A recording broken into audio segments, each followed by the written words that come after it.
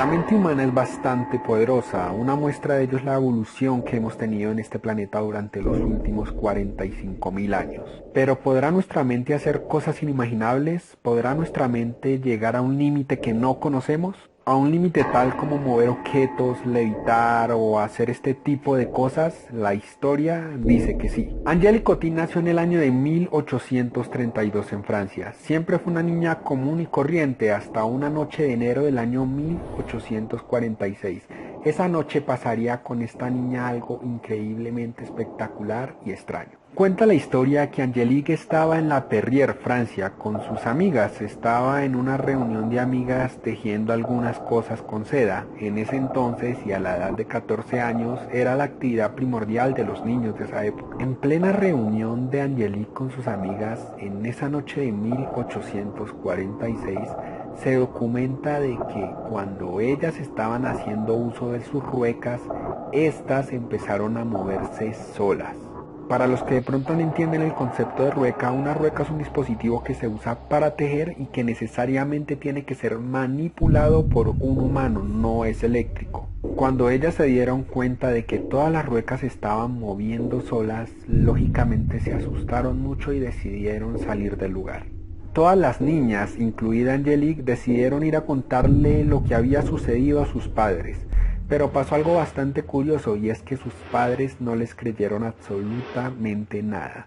Simplemente les dijeron a las niñas de que regresaran al lugar donde estaban y que continuaran haciendo sus manualidades de seda. Las niñas, al no tener otra opción, simplemente fueron regresando de a una al lugar donde ellas tenían sus ruecas. Fueron entrando una por una y no pasaba absolutamente nada en el lugar, hasta que llegó el momento en que Angélique tenía que entrar al lugar. Cuando entró Angélique, todo se desorganizó y se descontroló. Otra vez las ruecas empezaron a moverse solas. El pánico era generalizado, todas las ruecas se movían solas y las niñas estaban asustadas y se dieron cuenta de que Angélique tenía una actitud bastante tranquila, calmada. El episodio llegaría a los oídos de los padres de Angélique y bueno, con el paso del tiempo las cosas se pondrían un poco más extrañas y curiosas.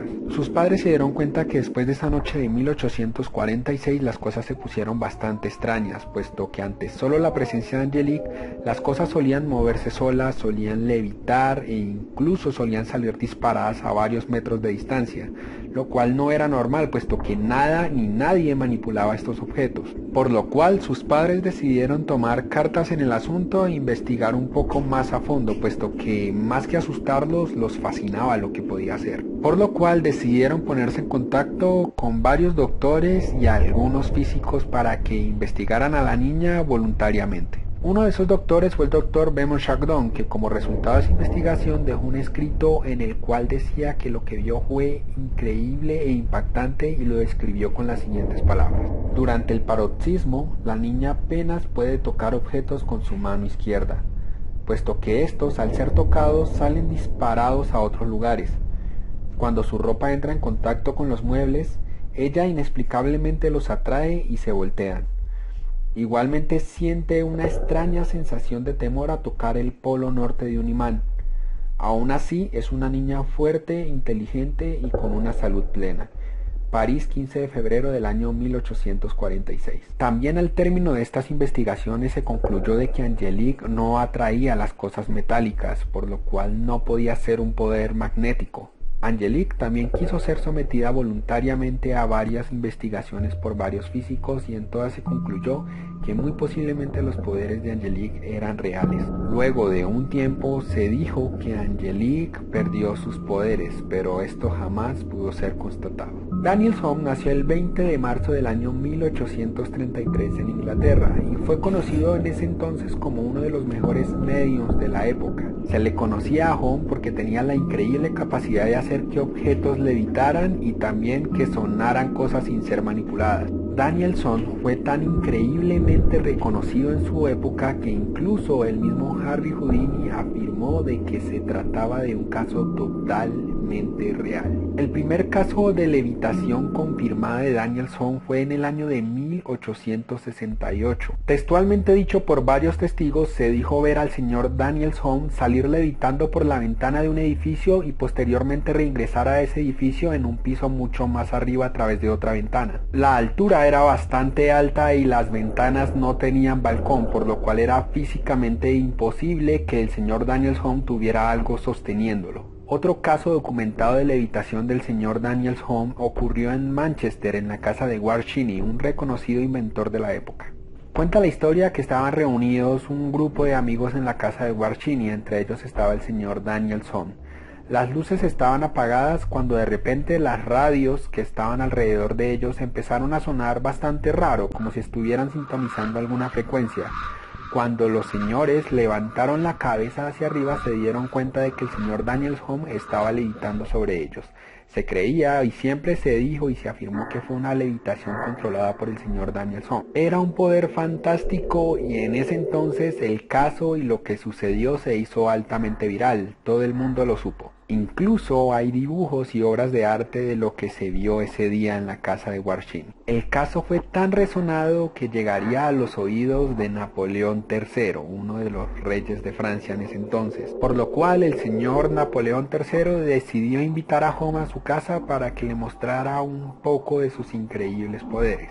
Uno de esos poderes que según se cuenta tenía Holmes era que se podía comunicar con seres del más allá. Bueno, resulta y pasa que el señor Holmes llegó a la casa de Napoleón III y obviamente el señor Napoleón le solicitó que le mostrara sus poderes, que le diera una prueba. Estaban todos sentados en la sala del señor emperador Napoleón III cuando de repente pasó algo increíble. Un lápiz y un papel de la nada empezaron a levitar sin ser manipulados por nada ni nadie. Y el lápiz solitario escribía sobre la hoja de papel que también estaba levitando. Todos estaban increíblemente impresionados con lo que estaban viendo y se sorprenderían aún mucho más cuando el señor Napoleón III se paró de su asiento y decidió tomar la hoja de papel que estaba levitando en el aire. Napoleón III se llevaría el susto y la impresión de su vida al leer lo que había escrito el lápiz que estaba levitando en el aire. Lo que había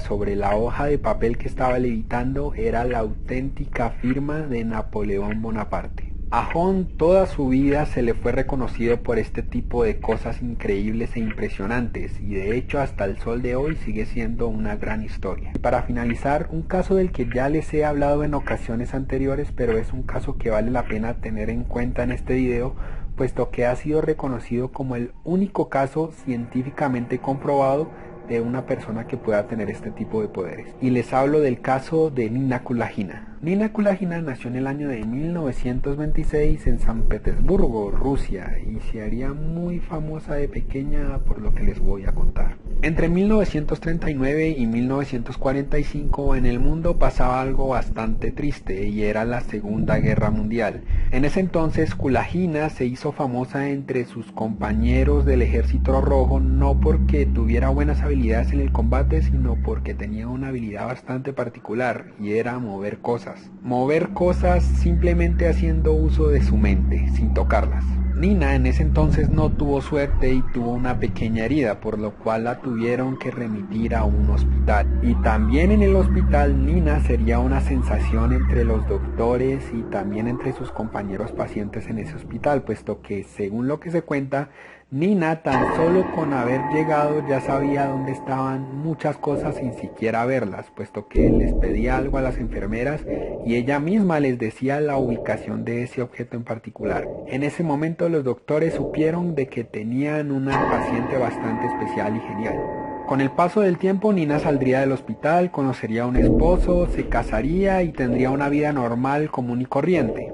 Hasta el año de 1960, en el que ella voluntariamente quiso participar en algunas investigaciones de la Unión Soviética. En ese mismo año de 1960 aparecieron varios documentales de Nina Kulagina en los cuales se evidenciaban sus poderes, y en los cuales se podía evidenciar de que estaba bajo la investigación de más de 40 científicos, 2 de los cuales fueron premios Nobel. En todos los documentales grabados y de los cuales aún el día de hoy hay pruebas, se ve a Nina Kulagina moviendo objetos, haciendo levitar objetos y siendo sometida a varios experimentos en los cuales tenía que hacer simplemente mover cosas, y en todos tuvo éxito. Uno de esos experimentos fue que a Nina Kulagina le pusieron enfrente una caja transparente, la cual no tenía ninguna abertura. Dentro de la caja transparente habían algunos objetos, como monedas, esferos, ese tipo de cosas. Bueno, resulta y pasa que a Nina Kulagina se le pidió de que moviera los objetos dentro de la caja simplemente usando su mente. ¿Y qué creen que pasó? Todos los objetos dentro de la caja transparente levitaron. A Nina se le interrogó y se le preguntó que ella cómo podía hacer este tipo de cosas, y Nina siempre afirmó que no se trataba de algún poder extranormal o alguna cosa rara. No, Nina simplemente afirmó de que se trataba de simple concentración, de simple meditación, no se trataba de nada más. Incluso afirmaba de que su madre también tenía las mismas capacidades, de que no era nada del otro mundo. También su esposo afirmó que cuando recién estaban casados y Nina solía ponerse un poco de mal genio, las cosas solían moverse, por lo cual siempre pensó de que sus poderes tenían que ver o tenían relación con sus sentimientos, a cómo se sentía. Nina no solo participó en investigaciones de la Unión Soviética, sino de varios laboratorios, y en todos los laboratorios Nina tuvo éxito, en ninguna prueba falló. Nina siempre fue reconocida durante toda su vida por sus increíbles poderes, hasta que nos dejó en el año de 1990. Nina Kulagina fue presentada por la comunidad científica como el único caso comprobado de una persona que tuviera este tipo de poderes, y que en definitiva se pudiera comprobar de que no fuera un fraude o una mentira. En otras palabras, es el único caso comprobado científicamente de telequinesis sin saber su origen. Y bueno, chicos, eso fue todo por hoy. Les pregunto, ¿ustedes qué piensan? ¿Se tratan de simplemente magos o se trata de gente que puede tener poderes especiales? Realmente no se sabe y ustedes son los que opinan, es muy interesante. Bueno, chicos, si les gustó este video, ya saben, únanse a todas mis redes sociales como Faerburgo Sarmiento, Faerburgo Sarmiento YouTube, Faerburgo Sarmiento Facebook, Faerburgo Sarmiento Instagram. Los quiero mucho, nos vemos en el próximo video. Un abrazo, chao.